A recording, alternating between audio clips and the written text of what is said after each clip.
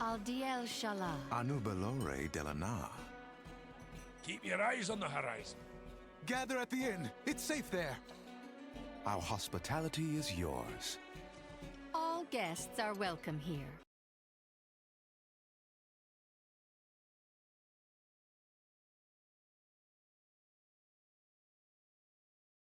Hello, and welcome to the Delvers Inn. I'm Sanila, And I'm Zumanaki.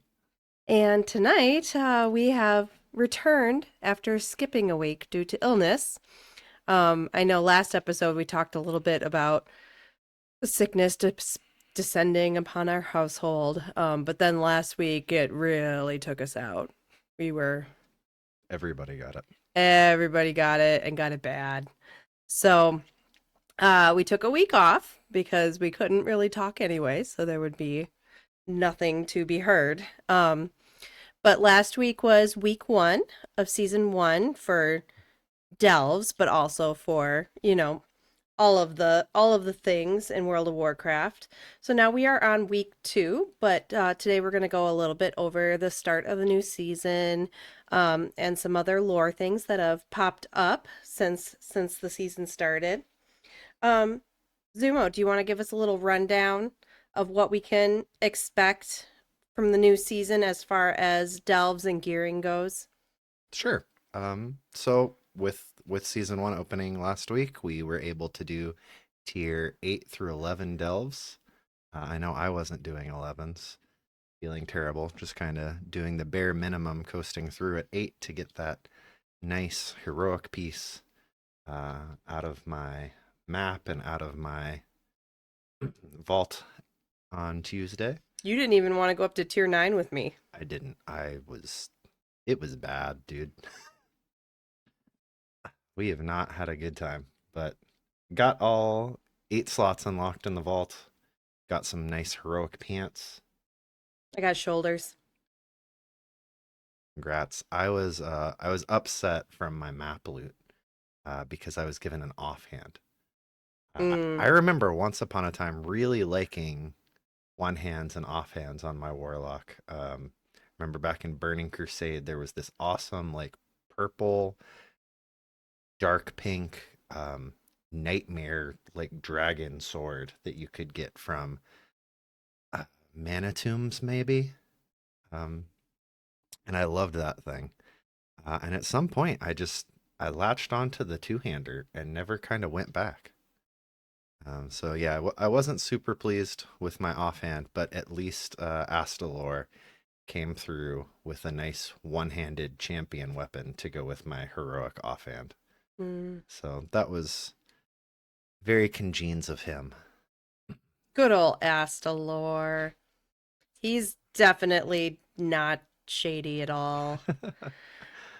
I did get a trinket from my map, and I got my map on the first delve I did. Oh, nice. Of the week, and so then my second one, I got that trinket. But yeah, one thing I haven't done yet, because I opened, we did our tiers, we got, the loot from the map, all that good stuff. Opened our Great Vault. I haven't catalyzed it yet, and I don't know if that's just because Do we have shards yet? I haven't even looked. I got a shard. Sorry, is that even the right word? Spark. I don't know. That's how little I've looked Yeah. into whatever the catalyst uses. Well, so I think the reason I'm not jumping on the catalyst is just because my main is a hunter, and I'm just so not excited about the tier appearance for the hunters. Oh, look, there we go. Dawnlight Mana Flux. I do have one of those. Yeah. Yeah, so I'm not like jumping on it like, ooh man, I gotta change the appearance of my tier gear immediately because it's just so cool looking. Yeah, my pants actually were tier, so that's why. Oh yeah. Look into it. Were your shoulders tier as well, or were they just? No, they were the Haronier appearance. Okay. But I didn't like. I'm actually really digging the Haronier appearances for the gear, along with my little mushroom hat that I got from the Delve store in the War Within. It goes very nicely for my my new mushroom life. Um, but yeah, I eventually I will do all the tier appearance, but I'm not excited about it because the only, in my opinion, hunter tier appearance that is even acceptable is the purple, but the rest of it is just, and I know I'm not alone. Hunter sets are either, very like kind of elvish ranger coded, or they're just bones and teeth. And when we got the bones and teeth version, which I feel like was a step down from the last bones and teeth version we got, It looks pretty good on my Orc Hunter. it would look good on an orc. But the helmet reminds me of that gator Pokemon. I want to say Cocodrilo, but I don't think that's right. Yeah, it wasn't in the original 150, so I don't know the name. I think that's just... I'm a OG Pokemon kind of gal, but I know by sight some of the newer ones.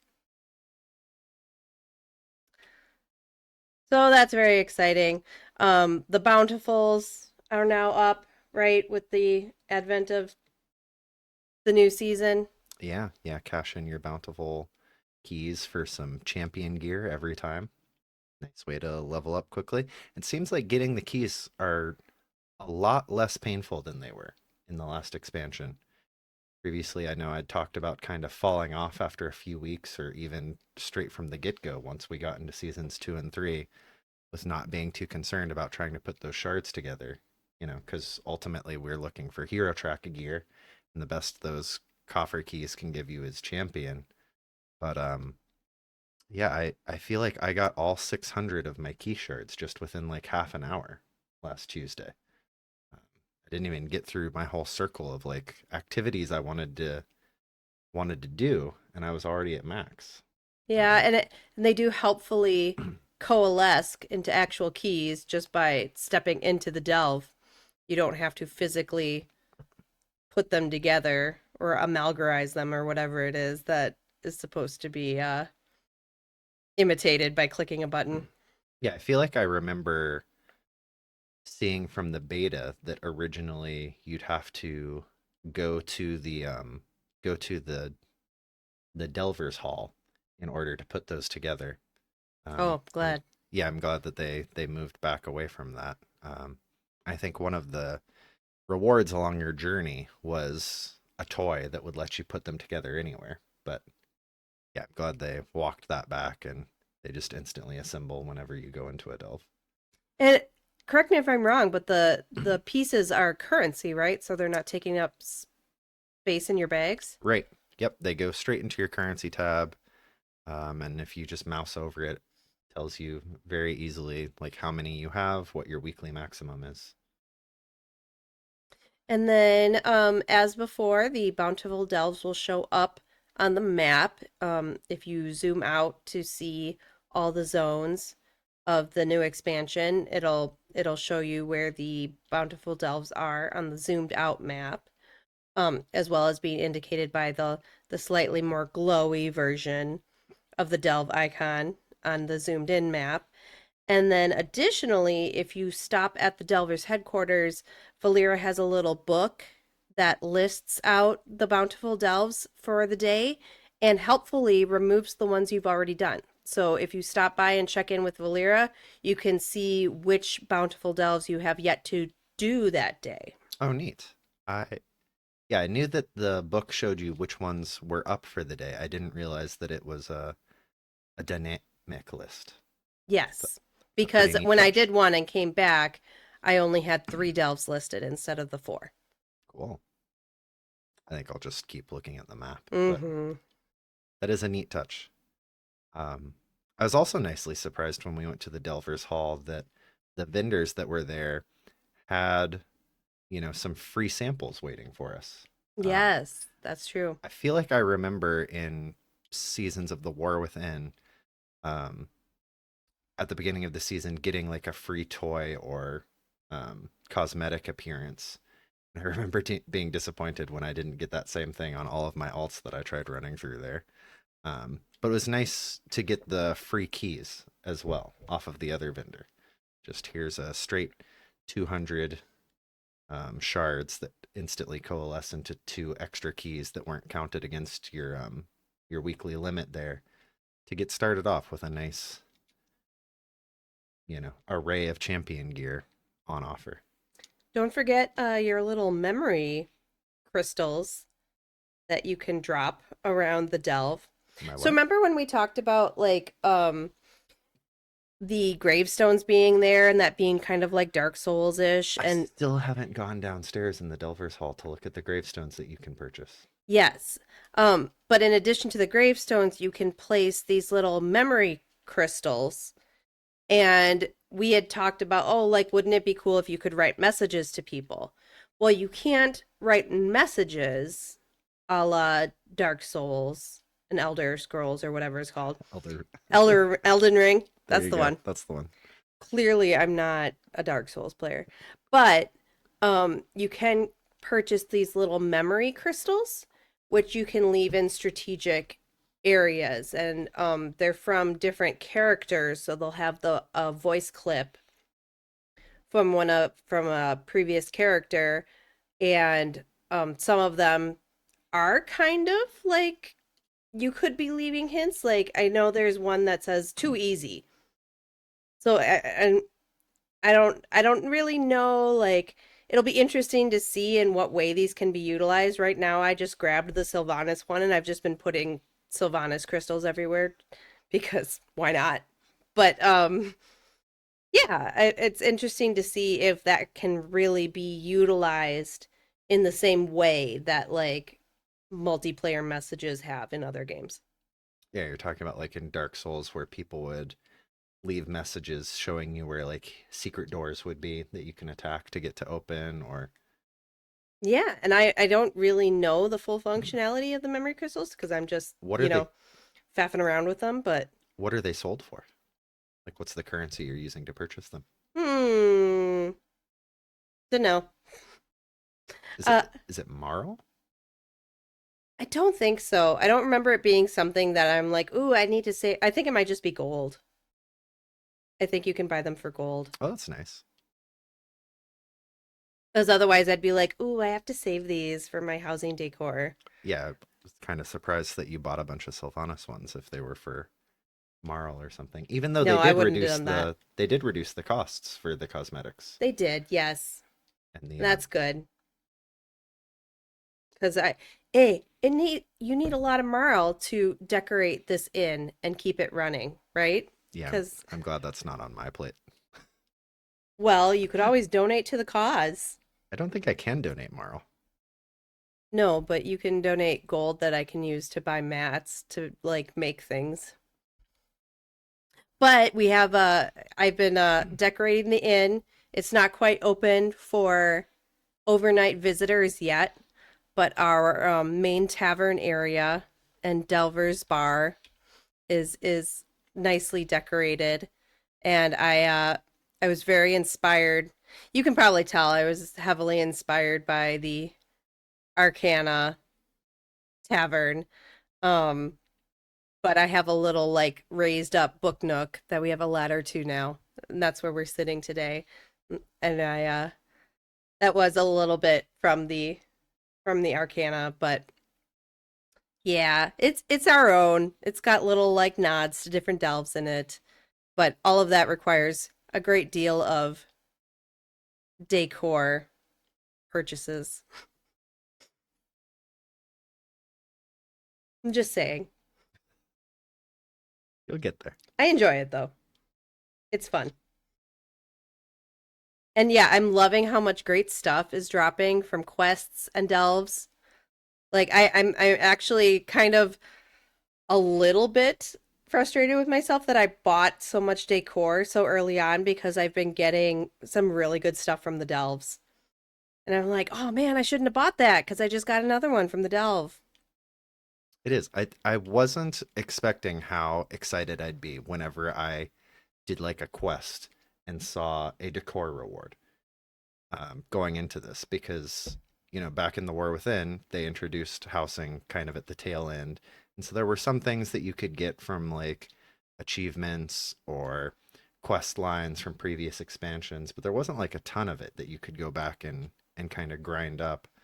Um, but then, you do a quest and you get a reward, like when you're leveling through the storyline. But really, you're just doing it for the storyline, or at least I was. Because, that reward, it's going to be better than what you have, but it's going to be very incremental, and you're going to replace it like half a zone down the road at best. So it's very non-permanent what you're getting, and you can really feel that versus like getting some of these heroic gear from delves. Like I know that's gonna last me throughout the season and well into the next one at least. So a good several months. Um, but then instead seeing like a piece of decoration that I can go put in my house, like that's not just going to last me half a zone or even like one season. Like if that's a piece of decoration that I really like, that's going to last me forever.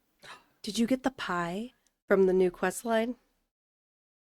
Yes. I was Yeah. confused why it was pie though. I don't care. I'm so excited. I'm setting up a buffet table. So like between like crafting like cooking items to like put out like the roast and all this stuff, I'm like, oh, now I have a dessert to put out. So I got to put out the pie. I was very excited. Yeah, and you'll have that dessert forever, Yes. right? And Until you eat it. historically one of my favorite things to collect has been mounts. Like I have a problem. If it's a mount, I need it. And I know that I'll never use it just because like I have way too many. Um, even if I go through and try to be like, okay, these aren't really my favorite, I'm just gonna lump in a ton of them into that summon random favorite mount button that they gave us. And I'm like never gonna see that again, probably. um, but like if it's a piece of decor, like it can be buried under 1,000 other pieces of decor in my house, but it's still gonna be visible there on the shelf. Like every time I walk past that. I wasn't ready for like how impactful getting decor as a reward was going to be. I think I think it's a really nice surprise. Well, you did talk a bit about the storyline of the questing, but now that we are in week 2 of season 1, we now have the story mode available for the raid, which it felt really weird that the story mode wasn't available week 1. Wouldn't you agree? I I'm not sure if it felt weird, but I was disappointed. I was disappointed that I had to wait an entire week to try to do that because like it feels a lot better to you're only doing the last boss, right? So you're not getting the entire context. You're not getting the entire feeling of like what's going on through this raid. But even if you're just getting that one little slice, it still feels a lot better to at least have that much context going into watching the end cinematic and seeing like the next piece of that story that's being told through the raid, versus just looking it up on Wowhead or YouTube and watching that video and not having any idea like what was going on up to that point. Um, and it's so hard not to be spoiled. Like, Are we gonna spoil today? Are we gonna talk about it? well, we always spoil stuff. Like, if you don't want to be spoiled, I don't know, don't tune in. Oh yeah, just throw up. It's not even the right one though. No, I know. This would be a blue bot spoiler. Um,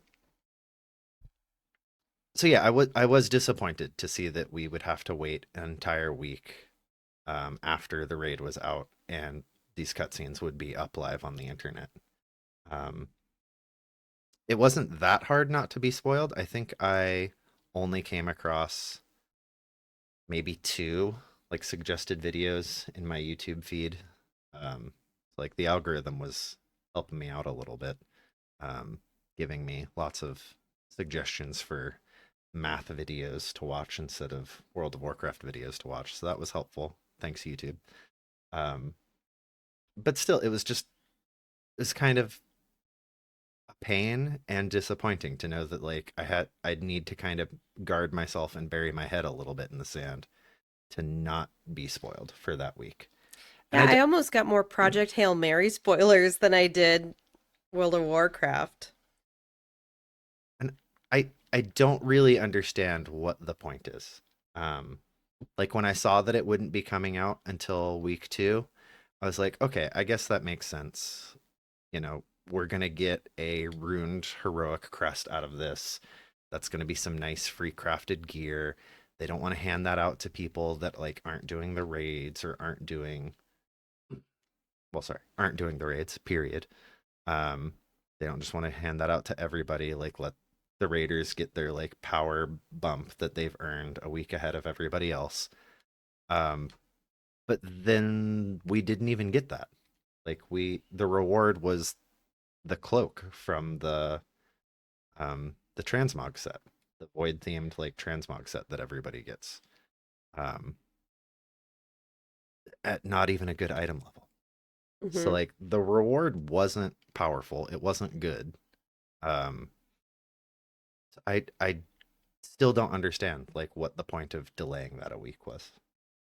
Um, I really don't get it. Yeah.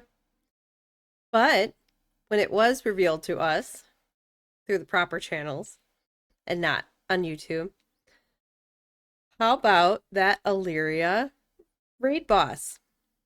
So now we've got 2 out of 3 Windrunner sisters having been a raid boss. What do you think? When's Varisa's turn? I don't think she's gonna get a turn. No. I mean, she was there was an interesting tension moment in the new quest line when they were bringing the Silver Covenant back to Silvermoon to help defend it. And so, there was like a tense moment, but I mean, if Sylvanas can work towards making amends for, killing a committing genocide, let's be real. I mean, we can make steps towards repairing the past of the Purge of Dalaran, which also, correct me if I'm wrong, was a lot attributed to Jaina as well, and nobody's, you know, barring Jaina from Silvermoon. Yeah, I forgot that Verisa was there and involved with that, honestly. Were you there for the purging of Dalaran? Like my character, or Like you as a human being, were you playing World of Warcraft like live when the purging of Dalaran happened in game? no? Okay. I couldn't remember exactly when that happened. Um, yeah, that's what I remember from that is kind of sneaking around Dalaran, trying to save Sunreaver mages, and avoid Jaina and her 2 giant water elementals that she had with her because she'd just wipe you out, like if you aggroed her. I don't remember Verisa being there at all. I don't know if she was there in game, but she didn't make a lasting like impact on my mind. Um, But the Sun Reavers remember, and that's what's important, I guess. well, right, and the Silver Covenant was there, like, right, because you had Dalaran, and on the one side you had the Horde camp with the Sun Reavers, and the other side you had the Alliance camp with the Silver Covenant. Which, by the way, why is the Silver Covenant riding around on a bunch of Shadowlands mounts? I don't know. I Because their color matches? Yeah, that jumped out and struck me as weird, um, for about a second, and then I just let it go. Because I have that mount and I use it pretty frequently because it sometimes like works well with my aesthetic, so I get it. But it's a silver and dreamer, so sometimes I'll use it for the silver and part of it, right? Like, I don't know. I guess somebody got something out of Shadowlands if like they got enough mounts to for their entire Silver Covenant cavalry. But yeah, I thought that was really interesting. What the other part of that quest line that I found really interesting was the discourse with the Night Elves. Um, because they were like, "Oh yeah, we'll come help. Chandris is being reasonable. Chandris Feather Moon." Um, and she's like, "Yeah, we'll come help. We get it. Like it's important." It wasn't like excessively reluctant. Go wake up some trees and we'll come help. And then she was giving Lothamar a lecture on like, okay, I think after this, you really need to seriously consider just letting the Sunwell go because obviously it's been a problem for several times now. She's not wrong. Right. However, I think that's a little bit hypocritical coming from her when how many world trees have they planted? How many world trees have been like a major problem? And nobody's telling them to stop planting world trees. So I'm just saying, Just two. At least they stopped putting wells of eternity underneath them. that's okay. Right? Illidan got jailed for making a new one of those underneath Nordrassil in Hyjal, and that seems like being imprisoned for 10,000 years discouraged anybody else from trying to do the same thing. I'm just saying if the world trees are clearly so important to them that they keep planting them, even though they are like a very serious source of power. It's a little bit disingenuous to start lecturing the Blood Elves on their Sunwell. Do you think the Haranir want them to stop planting world trees? Or are they on team plant all the trees? Actually, they don't care as long as there's roots. They don't really care if a tree is there as long as there's roots. So It's kind of hard to have one without the other. I'm just, well, we would say that Teldrassil is no more, but they still got roots down there. So Yeah, but they keep catching on fire. yeah. But they still have Nordrassil roots? Yeah, sure. Yeah, like Nordrassil's fine. I don't know. I don't think they actually care too much what's happening up there. I mean, I know they're coming out more and interacting more with the world. But yeah. Yeah, Teldrassil had a really rough history, but Amidrassil seems like it's doing all right, right? So far so good. I mean, the only trouble that caused was the maniac dragon with the fire axe wanting to chop it down and turn it into firewood, right? Well, yeah, but he's just trying to piss off the Titans. Right. But, in the whole scheme of things, that's not too bad. But it's potentially a source of corruption, right? Like, yeah, bad things happen to Shalatrasil. And if we're like, oh well, you can't have this big source of power because the void might corrupt it. I feel like you could just as easily say that about the world trees. Yeah, and she also brought up, the night elves surviving the loss of their immortality as kind of a parallel that like the blood elves could survive the loss of their font of power, right? Mm-hmm. I thought that was a little strange. Because yeah, the night elves were immortal, but it almost, to me, it feels like they weren't immortal for that long. Like from a human standpoint, 10,000 years is a long, long time, right? Like we're talking a significant portion of the period that we've had recorded history of any civilization. But like in elf timelines, 10,000 years isn't that long, is it? Like Anasterian lived to be like over 2,000, didn't he? Well, yeah, Like- because they said that he ruled from the Amani Troll Wars until the Lich King came. Right, until Warcraft 3. Yeah, so that's like if a normal elf lifespan is, let's call it 2,000 years, Mm-hmm. 10,000 years doesn't really look that long through that spectrum. Like, yeah, if a human lived to be 500, like that's a long time. But that's not like the timelines that I think of when I'm talking about immortal. Like, I feel like people like to bring up the idea of, oh, well, if humans didn't die, would they really be human anymore? They'd just turn into Mhm. something else. I feel like if you lived 5 lifetimes, you wouldn't really get to that kind of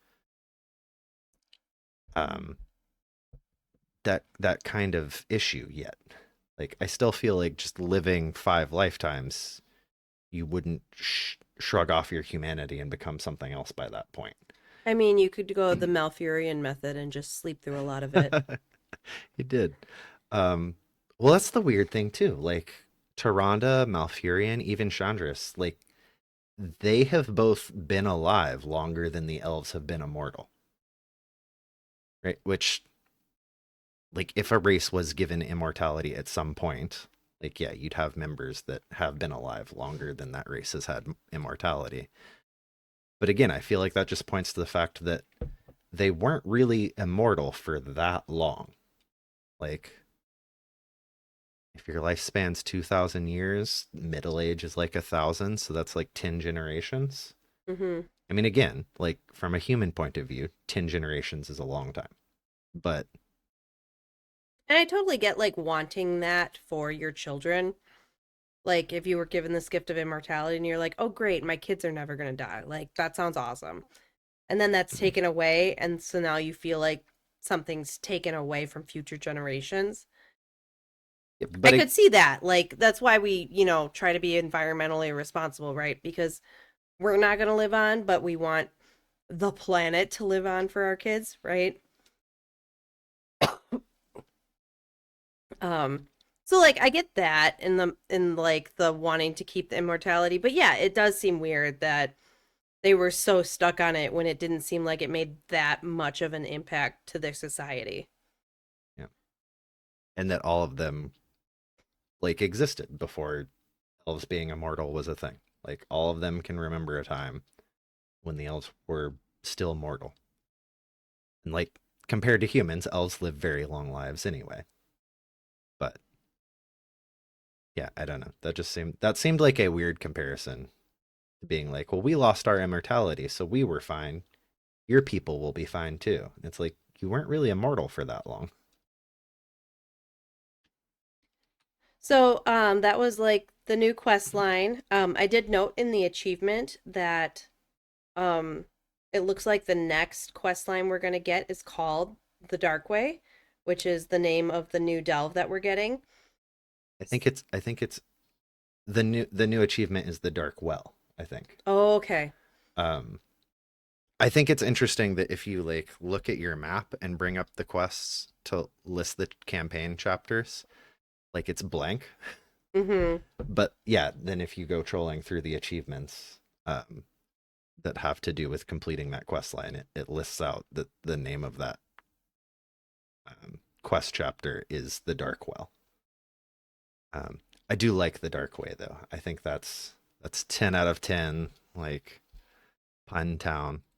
Naming convention. Yeah, right. Because back in Legion, that delve was a dungeon called the Archway, and now it's been taken over by a bunch of shadow cultists, and now it's the Dark Way. I love that. Hey, I love Suramar. Like that was probably my favorite zone ever. Like, like even still. Um, so anything that sends us back to Suramar just like, makes me happy. But Have you I did like that delve. you've done the Dark Way? Yeah, they got like little, they have the little lasers, but they're not. At first, I was like, oh, I better not step in these circles because the lasers are gonna get me. They have little laser towers, but they're not really a big deal. No, they're more like tickle beams. Yeah, tickle beams. And just skip on through. So yeah, that's a fun one. I was worried about that delve because I didn't really love the dungeon. Mm, Because it would make you go through the whole thing, and it had the doors that would be opened or closed depending on the route, and so you had to kind of figure out which route you're going to take through it all. But the part I really didn't like about it was the final boss would shift you through time and teleport you back into a different part of the dungeon, and then you had to navigate your way back to where the boss was within a time limit. hmm With these orbs that would stun, or yeah, the orbs would stun you, and I don't know, I just never really liked that, and I was really worried that they were going to do a callback to that, um, but they didn't. So I was happy to see that we didn't have to deal with that mechanic again in the Delph. I mean, I did really like the night hold, like the one and only time I was a raider. Um, but yeah, I do remember that about the dungeons and just, dungeons when you're with a pickup group. few other people, good chance they're less than helpful. Well, no, that's why we didn't do that very much. We did all the Mythic Plus with our main tank and From our guild, yeah. and main healer. Yeah, and just got drug through that with them But being the main DPS of the guild. yes. So I like the Dark Way was fun. You told me I would hate the shiny lit up the Gulf of Memory. I thought you would, Or 'cause sorry, I hate it. which one is that? It's not the Gulf of Memory. Which one is the one that's all like lit up with the No, with the mirrors? It's the one in Southern Eversong. Oh, it's a Shadow Enclave. Yeah. Yep, when the Gru is coming to get you. I actually really enjoyed it because I love puzzle games, and I just tickled pink whenever they put puzzles in my MMO. I know that's not everybody's like bag, so I like, it's not anything too extensive. We're not talking blueprints here. Um, but I like when I'm doing something other than just like running up and smashing a bunch of mobs' faces. Something else to play with, something to do. I know they had kind of played around with that in dungeons before. Notably, in Legion, when we went to that party and we had to play Guess Who with the party goers, and people did not like that, No, it all got put in just like an add-on taking care of it for you. right? So I get why it doesn't work in dungeons. I get why it doesn't work in Mythic Plus. But Delves, like, come on, we got time. We could have put some puzzles in there, maybe optional puzzles, in case people want to skip them because they really hate puzzles. But Like what if they replaced one of the, they have the rare spawn mobs that you can Mhm. choose to engage with, and they'll give you some type of boon. Like the Arcane Construct gives you the Rock'em Sock'em robot's gloves, or the pangolin with the roly-poly speedster. or the Banshee that will show up and like scream and fear everybody. Yeah, so what if instead of having a rare spawn like mob to fight, you could have a chance to have like a rare spawn puzzle activated? Mm-hmm. Which I feel like they had that as well in the War Within. They had a couple puzzles like that, right? Like in the Cobus one, you'd have that corrupted fountain where you had to turn all of the black orbs golden, Mm-hmm. right? Or Yeah, and the one where even you had to the untangle all the lines. the precursor to Delves, the Sniffin' with the Niffin, had a lot more puzzles. They had like one that was a logic puzzle where you got all the clues and you kind of had to work out the logic. I love that stuff, man. Like, oh, every day I would do that. Like, give me a bunch of, tasks to make it to the Philosopher's Stone at the end of the Hogwarts dungeon. Like, I love that stuff. Um, so yeah, I think that would be really cool if they put like, some optional puzzles in.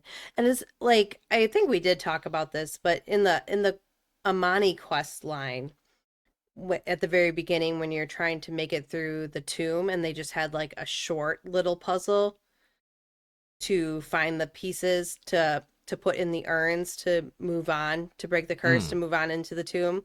You're Like- talking about when you're down there with Eretor, and then immediately after that, you do like the matching faces game. Yes. And so it was right before the matching faces when it's like, okay, you need the blood from the spider and then this from that. And you just had like, it was very simple. Like obviously you kill the mob and then you put it in the urn. But that could be really fun in a delve where you have to like kill certain mobs and then put the items from certain mobs into certain places to move on. I think that could be a lot of fun. Very Legends of the Hidden Temple.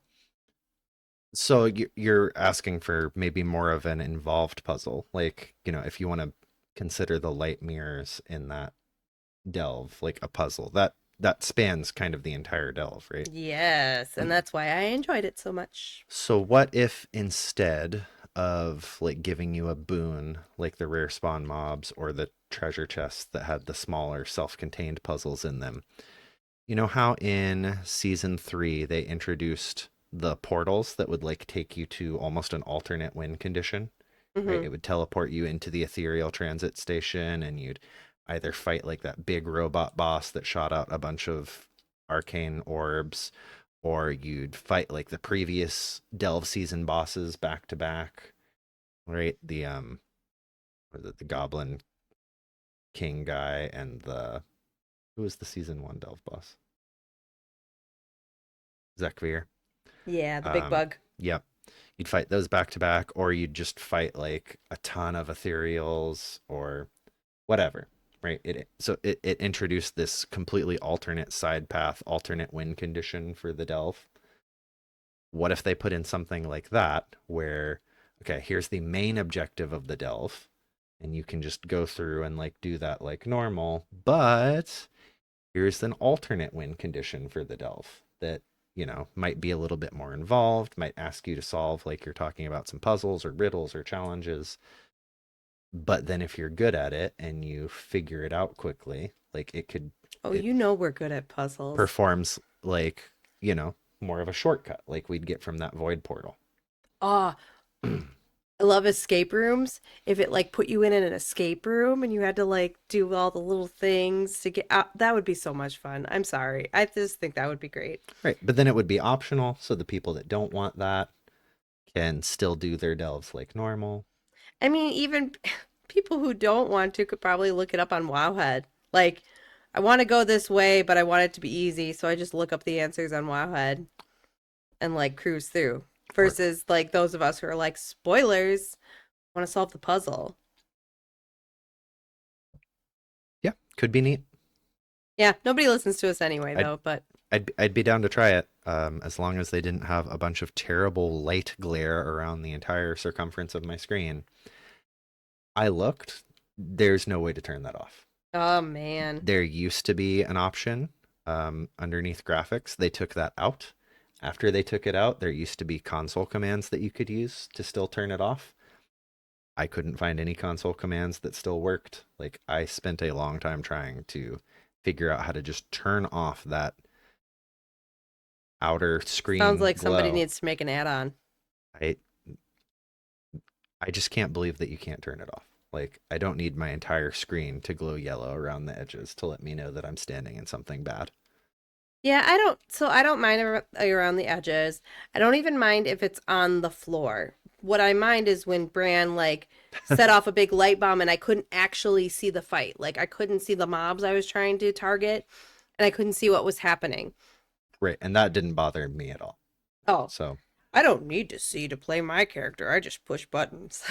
I don't know. I just would orient my camera so that it wasn't in the middle of my face. Mm. But if it's all around the edge of my screen, it doesn't matter which way I turn or what I look at. Like, I have no way to make that go away. And But it's not obscuring anything important. It just bothers No. you. yeah, it hurts. Like, it is uncomfortable. I yeah, I wish that I could turn it off. I've done it a few more times, and it seems like it's bothering me less as I keep going through it. But I just wish I didn't have to get accustomed to it. Hot tip for a different delve because I was really slamming my face up against the wall on this one until you gave me the hot tip that you figured out the hard way.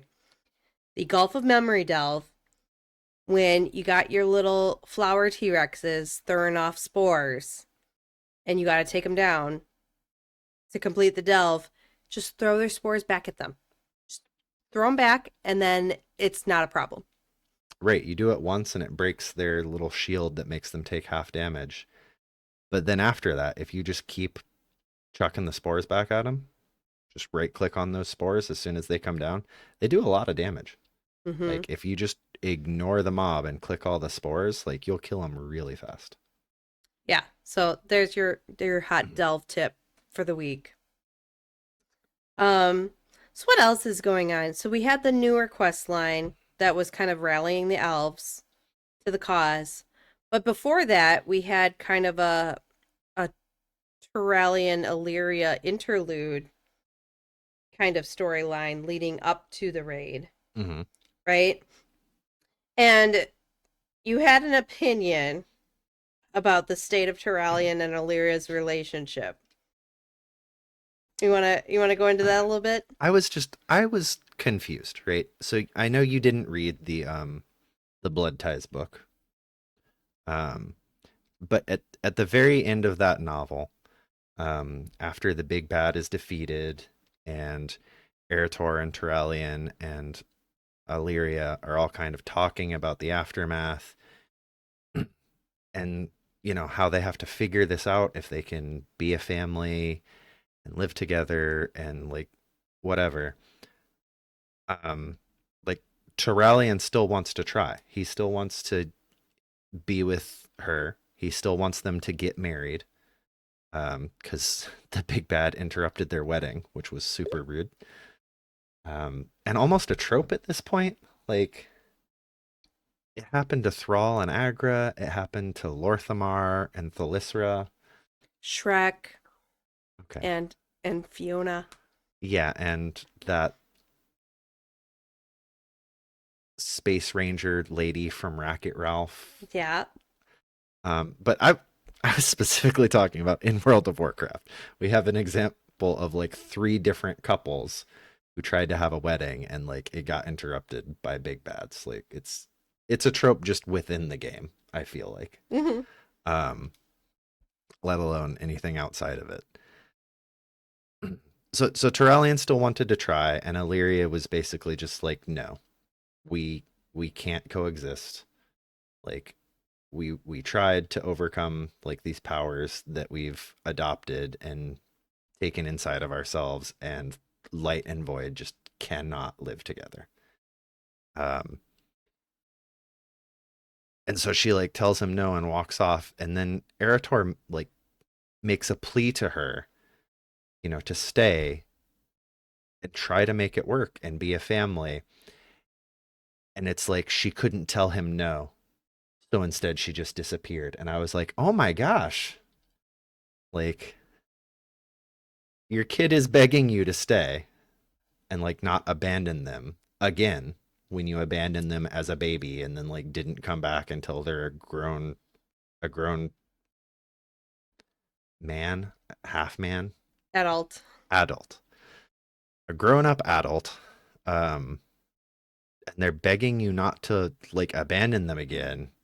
And it's The romantasy. Sorry, going back. The romantasy term for men of the Fae who are not human, but like elven or fairy, is male. So they'll say, "Oh, he was a very attractive male. He was male splaining." okay. Just, Eretor grew up into a full-grown male. If you want to use the romantasy term for it. Of his species, whatever that is. Yes. Mm-hmm. I derailed you so You bad. did. I'm so sorry. No, that's fine. She, so she- he's begging her not to leave. And I listened to the audiobook, right? I didn't read the book. But it was like she couldn't bear to tell him no, and I'm like, "Oh, thank goodness she's going to stay." It's like, so she didn't, and she just disappeared instead. And I couldn't believe that. But anyway, she comes back, and now we're You talking. can't believe that someone might not have the social skills to finish that conversation? Just both of our kids have me wrapped around their finger, right? Like I That's can't true. hardly tell them no for anything. I just can't imagine as a parent being in that situation, being like, I can't tell you no, so I'm just going to disappear without a word. Like I can't put myself in that situation. It doesn't track for me. Which I guess is a theme, because then back in game, like last week with the new, hey, we're leading up, or 2 weeks ago, sorry, leading up to the raid quests. Illyria's come back and she's talked to Turalyon, and they're talking about him losing himself to the light, and she's like, Eretor can't lose his father, and I can't lose my love. And so I was just very confused by that. It's like, you left again. like sad bad left. Like he wanted to marry you and you just noped off. But he's still your love. And I think I was saying all this to you and you're like, "Yeah, it's complicated." And I just guess I fundamentally do not understand something that complicated. I kind of took that to mean like, even if we aren't together, I still want you to be okay. Like, I don't want you to lose yourself. Like, even if we're not in a relationship, I don't want you to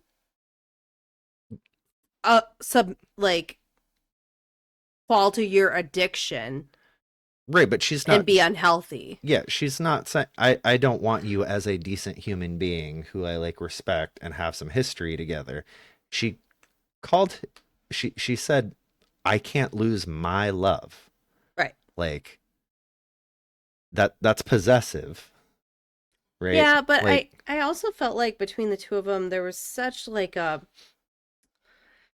I don't know what we want to call it, like powerist, like classist dynamic there, where like he said, I can't give up on the light. I can't lose the light.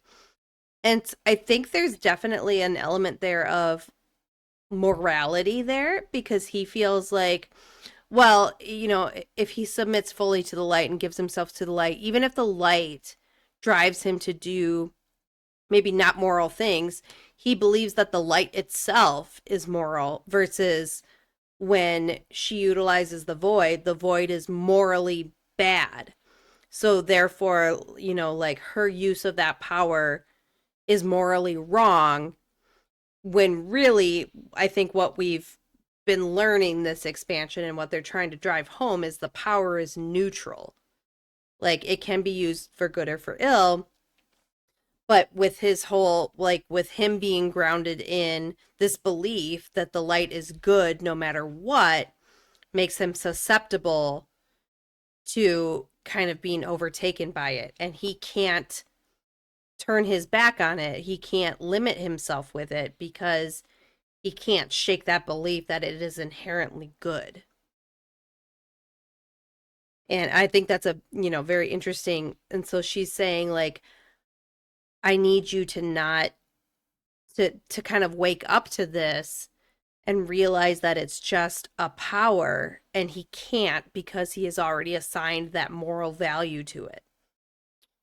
all right, and I can see how that would be very hard for him based on the life he started out on, right? Like he was an orphan. He was raised in the church. He expected to just live his entire life basically being a monk, like in an abbey in the service of the light, just worshiping it and chanting and taking care of the sick and poor and like blah blah blah, married to God kind of thing. Um, and then war happened and kind of forced him out of that and put a sword in his hand and like very much derailed him off of that path. Um, I can see like not being able to view, your faith through that kind of lens. Right, because at that point, like, once you've killed in the name of this power, you have ended lives. So then if you had to admit that this power was not the moral value you had assigned to it, then you had to also admit that you have done harm. Yeah, I'm not sure I agree with your statement that like they're just powers, they're neutral. Um, like that's definitely not true of the void, right? It's not just a neutral power that exists and people can draw on. Like it is actively trying to corrupt and bend the will of anybody who uses it. Like Alaria constantly has to fight against the void, against its whispers and against like what it is trying to draw her into and make her do. It definitely doesn't come off as neutral to me. Well, but then like some of Zalatath's motives are kind of in question because like she pitted herself against other agents of the void. So was she trying to further the Void's goals or her own? Was it just Like I'm not trying to say that the Void has goals, but that it's just not a neutral force. Like that mm, it will have an effect on anybody who uses it. Um, not saying that like the magic that is the Void is sentient and has a will or a desire, but that would go into like where those voices come from. Like what are the voices that everybody using the Void is hearing? yeah, because I kind of think of the Void as just like entropy. Mhm. Yeah, so like the voices don't have to be some specific entity that's calling through the Void, or like the Void itself doesn't have to be some like sentient power, right? Like they could just be like your own voice, your own ego like twisted and talking to you, right? Like Yeah. so it doesn't have to be some sentient thing with a will of its own. I'm just saying that it's not neutral. Mm-hmm. Um, it is it isn't just a power that exists in the vacuum. Like it is going to have an effect. And I think that's true of the light as well.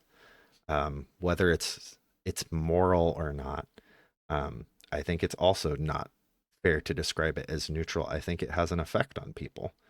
Um, I think Erator made a remark about it inspiring people to kind of like throw their lives away, right? Like stand up and be the big hero and make the big sacrifice to save the day. Mm-hmm. Like would all of these champions of the light be as willing to do this if they weren't empowered by the light? Or does that kind of yearning for self-sacrifice come from the light itself having an effect on them? Like do these forces, like not saying that they're sentient or they have a will, but do they have that sort of effect on whoever uses them? Speaking of forces and power, um, as we've been doing our prey uh leveling up, because the prey system has its own renown.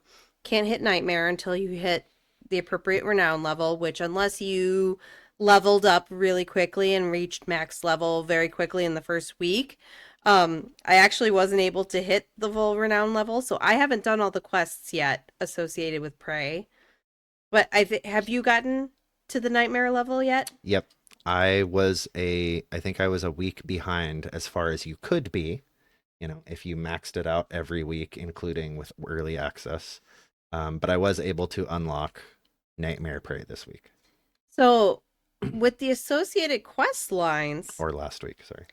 at least as far as I've gotten, I've been noticing that the power we've been collecting for Astalon, he is putting to purpose. It seems a little bit like it might be dangerous power that we're collecting for him, right? And then I also can't help but notice, we've got the like red flamey things going on with our prey power that we're giving to Astalon. And Valera's power looks very similar with the red flamey stuff going on. So, what is this like suffering power that we're collecting for Astalon, and why does Valera also seem to be using it? Do you have any thoughts? Astalor. Astalor. What did I say? Astalon. Yeah. Yeah, I didn't pick up on the similarities with Valera's kind of magic that she's using. But when you pointed it out, like they're definitely there. And when you said that, it was very interesting to me. I was also interested in like where Astalor is going with this, because yeah, it doesn't seem like it's great. I think we talked about that on previous episodes. That Not like, shady at all. we're Totally legit, above board. we're benefiting off of the suffering of others, right? Like this anguish magic, generating torment and fear and suffering in our targets, and harvesting that to try to fuel as a power source. And yeah, the people that are being blessed or imbued with trinkets that have been enchanted with this magic aren't having the best of times, right? It's inspiring a lot of aggression, A lot of like almost Gollum Schmeagol-esque like possessiveness of what they have, and paranoia about other people trying to take it from them, being jealous of them. Um, but inarguably making them more powerful. Um, Also has the power to like cure the effects of the void. We go down in Astalor's dungeon and like find a blood knight who has been afflicted um, with some kind of issue from the void that has kind of um, disempowered them. And using Astalor's, magic, we're able to sort that out for them and like get them cured of it, and they're able to get back up and go back to the fight. But yeah, it doesn't seem great. There's some, I don't know, really ominous foreshadowing, I think, in one of the dialogues when you unlock Nightmare. Like this power is new, and it might not be like immediate or soon that the Blood Elves would reap the benefit of this, but that someday down the line, like everybody would witness and fear the power of the Blood Elves granted to them by this magic. And it's like that doesn't seem great. Been there. Didn't turn out well. Yeah. But the parallel with Valera's magic that she uses, I know specifically with her, like in healer mode, she summons those red kind of orbs. She cuts out the vitality from her targets, and then you can run over and pick them up. It does look very similar. And I didn't remember a lot about Astalor, but I remembered that Valera, and if you turn her onto her tanking mode, she has an ability that references this. It's the Mark of Catherine Atir.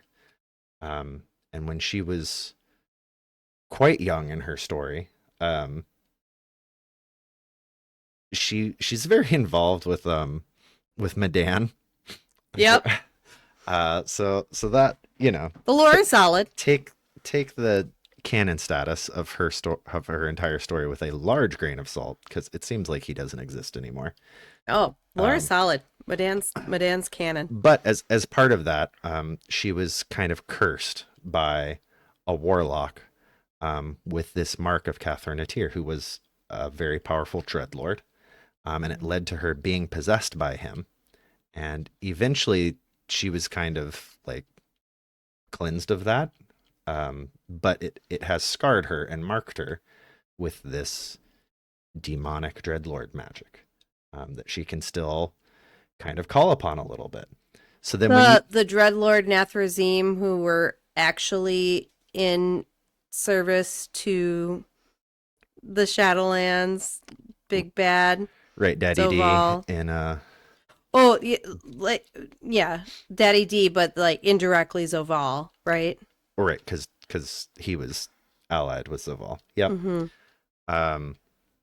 And so that's where my mind kind of went when you pointed out that her magic was similar to Astalor's, that like, oh, well, what if Astalor is a dreadlord? Was the first thing I thought of. Because that's always fun. Like, it was hilarious in the lore books that they put out. You look into the index and look up Jaina Proudmoore, and it says Sea Dreadlord. Yeah. Well, but now there's a new, like, because we had that one guy, we're like, oh, everybody thought you were dead. Like, I thought you were, apparently you're not dead. Oh, you're a void entity. Got it. Oh, that was so good. He's been dead for years. Well, so like you could be a dreadlord or you could be a void entity now. Right. So that was the first place my mind went, was that maybe Astalor's a dreadlord. Mm-hmm. What I didn't remember was that Astalor's been with us for a while. He first showed up in the Burning Crusade, with the introduction of the Blood Elves in Silvermoon.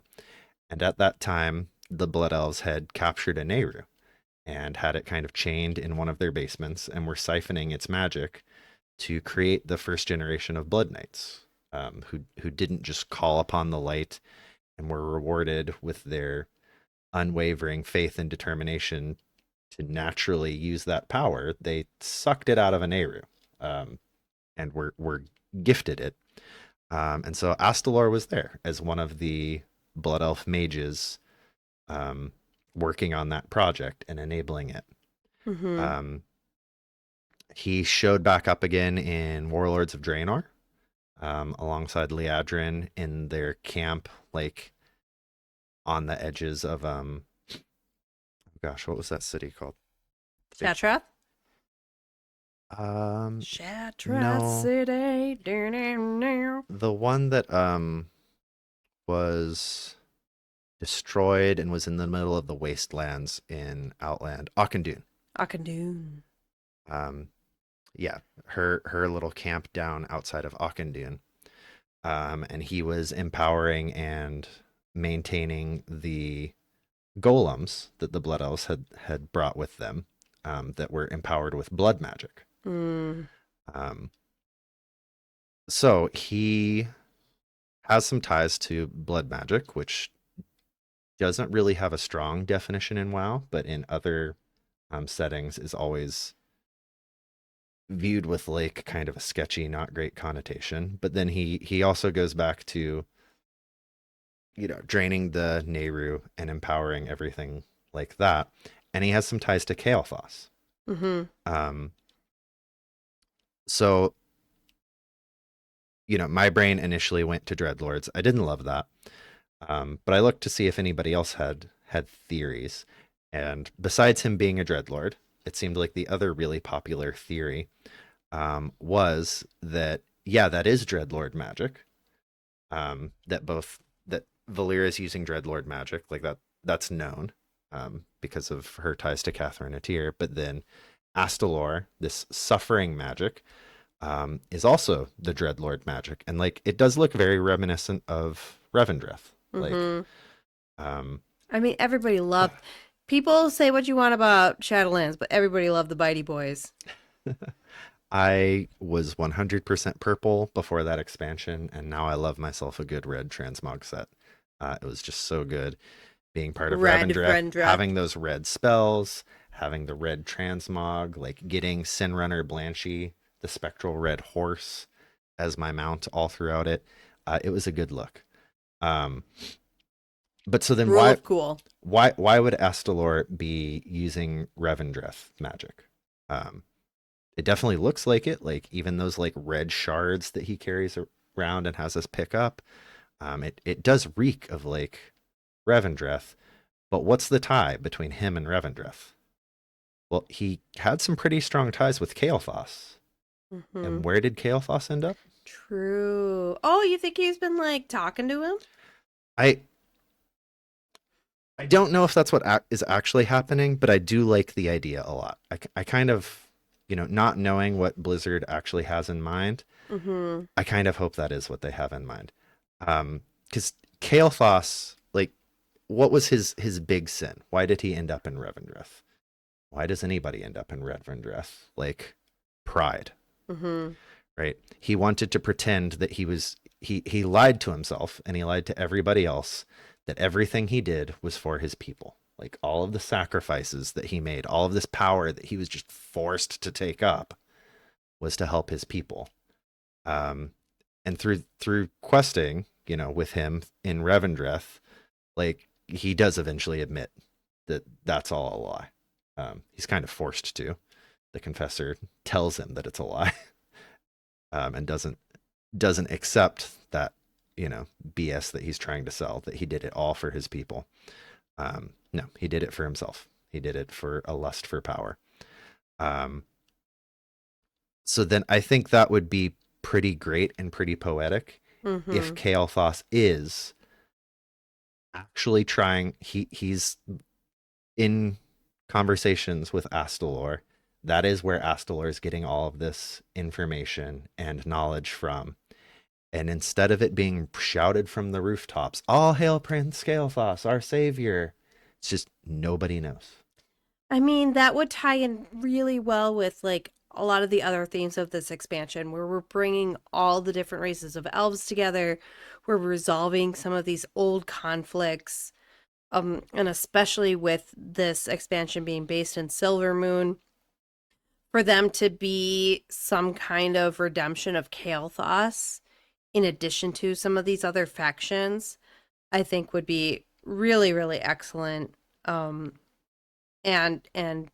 very appropriate. You know, that we're one of the biggest mistakes of the Blood Elves, and this expansion is very much centered around the Blood Elves, for there to be some redemption of that previous leader. That would be really cool. I like that idea a lot. Yeah, just quietly in the background, providing the knowledge, providing the help. I mean, the results still seem kind of sketchy. You know, But Astalor has always been a ends justify the means kind of guy. Like, it does seem very much in character for him, and you know, doesn't have to be secretly a dreadlord. Like, I buy it that if that's what's happening, like that he would just be on board with it. Like, can talk about morals all day long, but if all the elves are dead, like, why does their morality matter? well, you know, he could like pull any kind of crap, and you know how everything would be forgiven if we get some Revendreth housing decor, because everybody wants that. Everybody wants that. Be like, oh, sorry guys, my bad. Like, this was a bad idea. Have some like pretty vases for your house, and everybody would be like, yes, you're forgiven. We're good. I could use some big red crystals, like encased in like a gunmetal gray metal. I mean, like, I get the, you know, the prey busts are cool. I'm running out of places to put them, honestly, because there's so many of them. You don't put all of them, right? You just put the most prestigious of them. No, I've put up everyone I've gotten so far. You don't need duplicates. You don't need like. Oh no, I don't get duplicates, but like I'm not like, you know. Well, you get duplicates though. Like there's 3 different busts, right? You get one bust for doing it on normal, a nicer looking bust for doing it on hard, and then like a really nice looking bust for doing it on nightmare. Right, but that's not what I'm doing. Like there's still like, even with each individual version of it, there's still a lot of them. And I'm like tucking them away in various places because I don't know what else to do with them, honestly. Yes, I want to proudly display the people I've hunted and killed for their fear and their suffering. I mean, very, very trophy. Well, I mean, like that's any taxidermy, right? Yeah, but they're not just like some innocent animal minding its own business. Like they're all on your hit list because they are hurting other people and causing problems. Mm-hmm. You're not. Nobody on that list is an innocent. Mostly, it seems like it's a list full of people that have kind of gone rogue and betrayed their people. Honestly, yeah, that have lost the thread of whatever they were trying to do. Which is interesting because I'm sorry, you killed someone and you didn't have a quest objective for it? Not allowed. It's murder's okay only with quest objectives. Like, just so you know. But I don't remember where it came from, but I got like a blue crystal, kind of like encased in gold, that looked really cool. I just wish that would be red.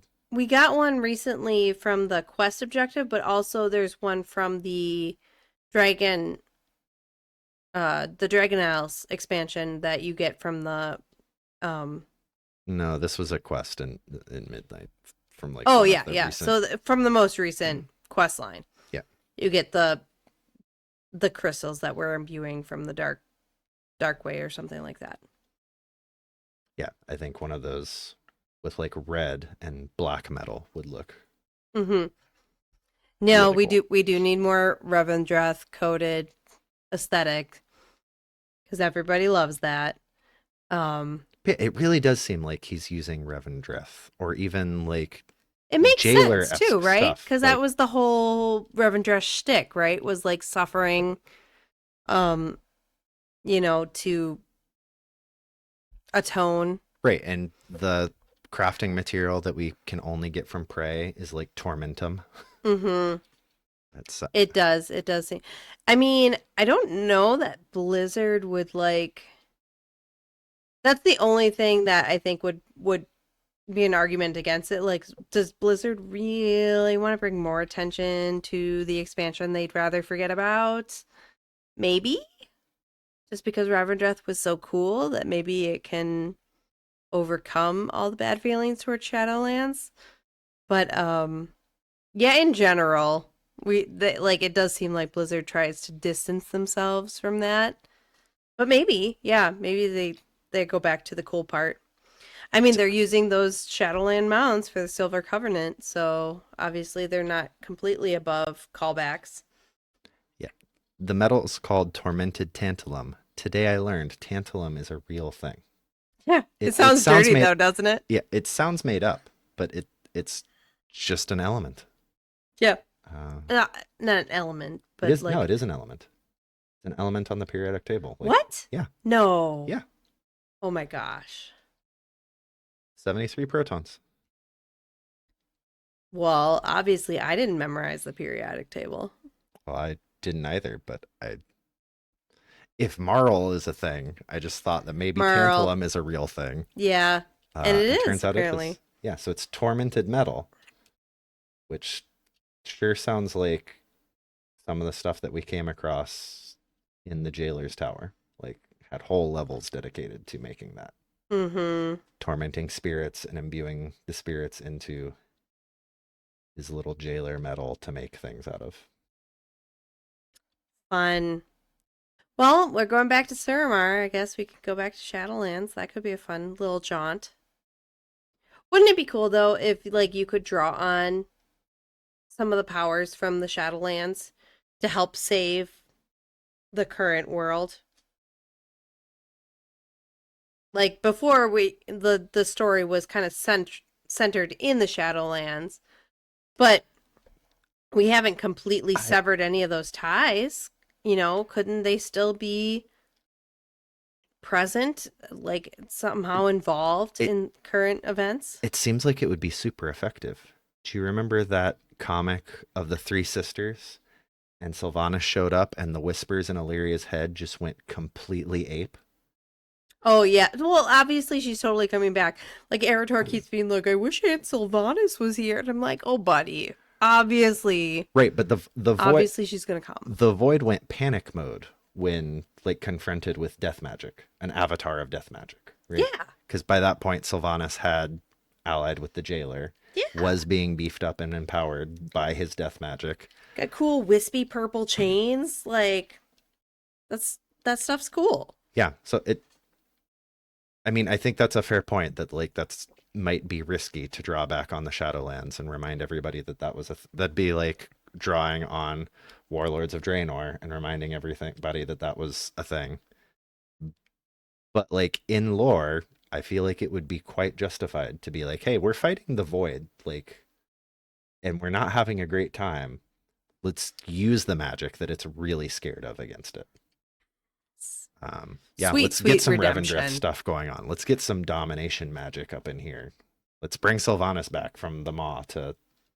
Some things can't be redeemed, but sometimes the rule of cool brings it back anyway. Well, sometimes things don't need to be redeemed. Mm-hmm. Well, because You like just gotta move forward. Verisa coming back into they're like, what you did was unforgivable. And she's like, I'm not trying to be forgiven. I'm just trying to help. Yeah. And they're like, fine, I guess. Thanks, Aethys. But yeah, so that's a very exciting start to the season. Even though, you know, the void corruption of the Sunwell is a bit oppressive. Oh, I do like the new skybox though. The new skybox, because it looks like Illyria's like symbol, right? What do you mean? If you look at the skybox Uh-huh. of like the void coming down into the Sunwell, it looks just like the little emblem on Illyria's armor. Oh, right. All the black holes. Right. Yeah. With Okay. with the line bisecting them. Yeah. I just think it looks a lot cooler than the giant light beam shooting out of it. I like the black hole thing. Well, I am also a big fan of purple, right? But I do get that it's like, a little bit scary, right? We got Void shooting down out of the sky. It's a bit oppressive. Is it purple though? I thought it was the new Void that's like the blue and the black. That's violet, sir. Is The it? dark blue, black, I'm gonna- purple is okay. violet. Like the indigo violet I believe you, but I'm gonna of go the look at it. Voyage Biv. I'm bad at colors. Yes, is true. You are male. Hey, that's not fair. I Don't drag everybody else of my gender down with me. mean, I think it's a little bit of a thing. Not that they can't discern colors, but that's just that they don't see the need for the nuances. Is a common trope. But yeah, so we got some oppressive Void stuff going on, but we're rallying. We're getting all the elves together, and we're getting started on our Delver's journey. We do have the new Nemesis, who's Nulaeus. Yeah, he's Nulaeus. a bit of a weird one.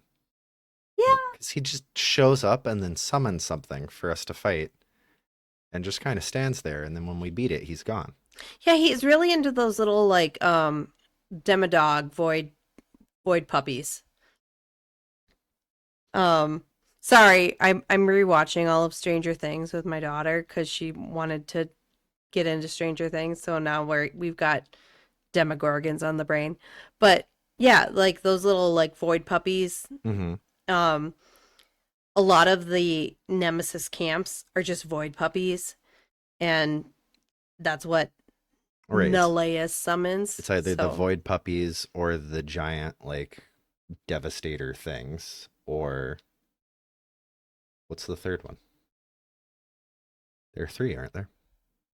I don't recall. I just jump around and push buttons, dude. I don't even look at what I'm shooting at. You're a hunter. That's all you got to do. That's all I gotta do. But yeah, so like, he's an interesting character. Yeah, I'm interested to see what his real fight is. What? Like, is he just going to stand there in the background taunting us and summoning a bunch of things? Well, maybe seems maybe kind of he's in like line a for a void Dominar. huntsmaster. Maybe he's a void beastmaster. It just seems kind of in line with the Dominar in general, like the ones up in northern